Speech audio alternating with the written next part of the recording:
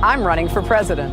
Everyday Americans need a champion, and I want to be that champion. So I'm hitting the road to earn your vote, because it's your time, and I hope you'll join me on this journey.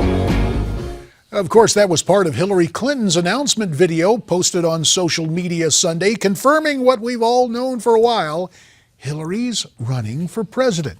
Now that she's made her candidacy official, there's a long road ahead for this Democrat favorite, and she'll have a lot of questions that need answers. You see how we covered it on our parent website, Newsmax.com. So, the big announcement from Hillary. That's where we begin with our political panel.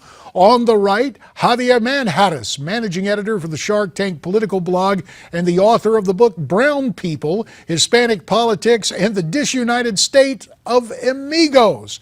On the left, from Washington, D.C., Ari Rabin-Havt, host of The Agenda on SiriusXM Radio and a former advisor to Senator Harry Reid. So, Ari, since you're the Democrat amongst us, grade Hillary's open.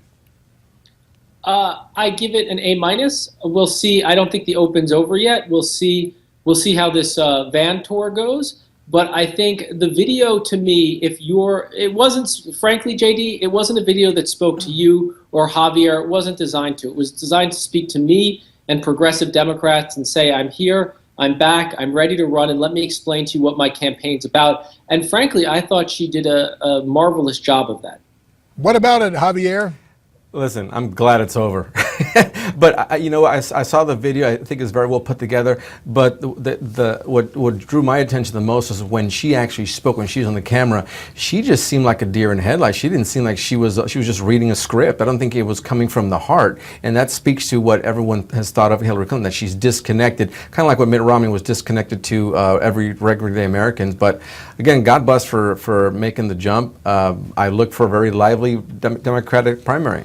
Well, it is going to be lively, and I'll give her high marks for saying it's about you.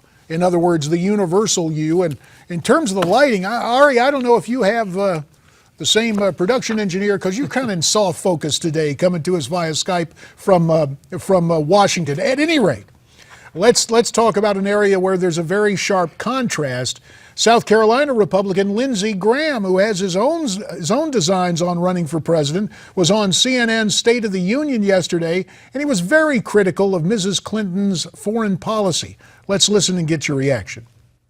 How would she reset a world that's literally falling apart? How would she reestablish a relationship with Israel? How would she stand up to ISIS and ISIL differently than Barack Obama? So she's got to prove to the American people that she's different than the guy that we're all hoping will leave in 20 months. Yeah, Ari, this whole notion, how does Mrs. Clinton separate herself from President Obama? I don't think she has to. I think Democrats are ready for this debate. If Republicans want to make this about foreign policy, then to quote another Republican president, bring it on. Like, I think we should be fully confident in waging a debate about what our foreign policy is about, what each of our foreign policies have accomplished, and letting the American people decide. I don't think she has to run away from anything. In fact, I think it would be a strategic error for her to do that.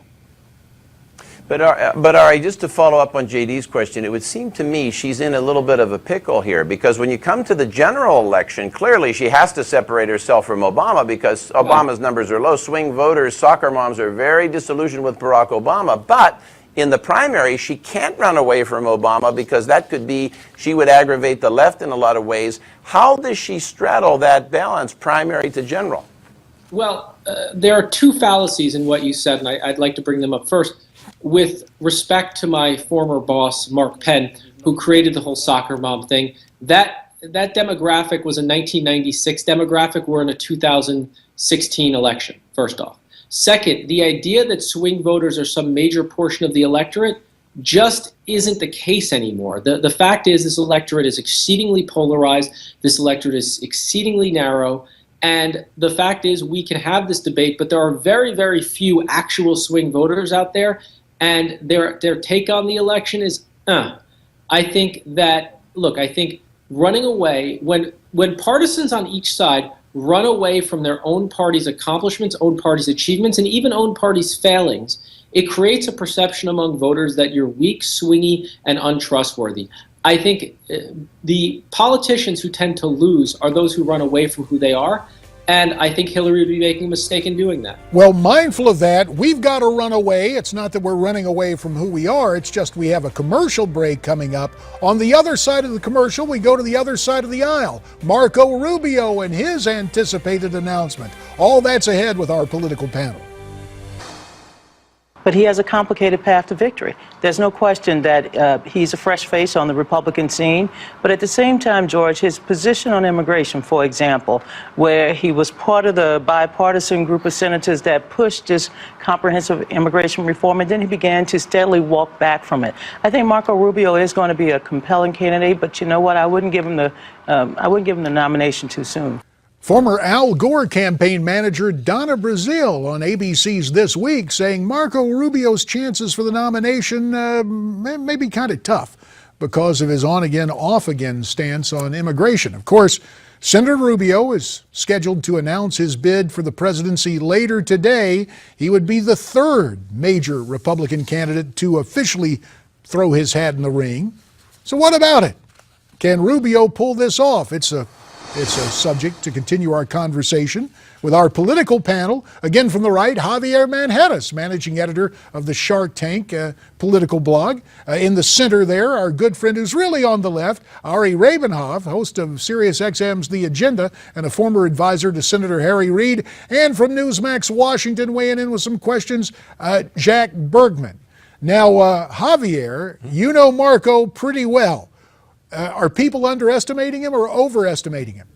Well, again, depending on who you ask. I mean, I've always said that he's a shoo-in to probably be the nominee down the road. This is before Ted Cruz got in. And I agree with Donna Brazile. He's going to have an issue with immigration reform, not so much because he's walking back his support for that amnesty bill that he co-sponsored in 2013, but because, you know, the issue he's going to have is with the conservative base who have lost a certain degree of trust in him because he went back against a campaign promise. Now, he can come back from this because, again, I know where he stands on immigration reform, and he's as hawkish as Ted Cruz or everyone else. So he's going to have to contend mainly with Ted Cruz on this one with the grassroots. But if he becomes the nominee, he will be the next president of the United States of America.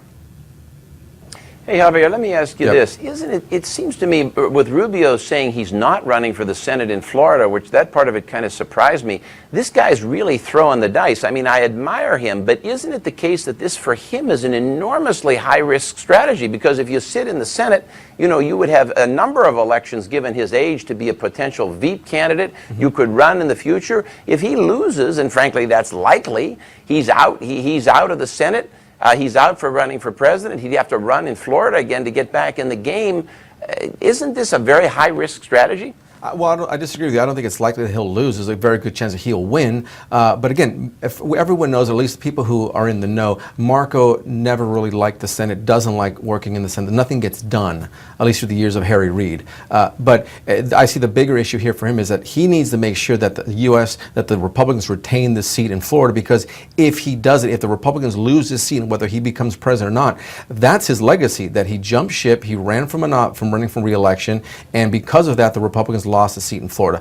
Again, anything can happen. This is politics are all fluid, but I think he's going to do very well this election cycle and quite possibly become the nominee. Again, if he does become the nominee, he will be president. Let me just get Ari in on this conversation. Ari, what about it? Rand Paul rolling the dice. Are Democrats licking their chops about a Florida Senate seat? Look, I think in any presidential election year, Democrats look to states like Florida as places we can win. I too, look, I'm surprised he doesn't have to give up that seat. He is choosing to. I think in a field of 10 candidates, if you're being even a front runner means you're at a 15% chance of winning. I mean, I don't see why you would do that this year. I think he looks wishy-washy on immigration, and as I said, voters don't respond well to wishy-washy, and I don't think it's likely he gets through a Republican primary. And if he does, I don't think he wins the presidency, and then he's out of Senate seat. Well, it'll be interesting to see what happens. One thing about it, the caveat, and only 30 seconds remaining, I just think it's important to state Rubio has gone out and said sincerely to the conservative base he made a mistake endorsing that Gang of Eight bill, but it remains to be seen whether the conservative community will accept that basic apology on that. Gentlemen, we very much appreciate what you have to say. Javier Manjarres from our Newsmax TV newsroom, Ari Rabin-Havt Skyping in from Washington, D.C., and from Newsmax Washington, Jack Bergman. We're coming back with The Way I See It.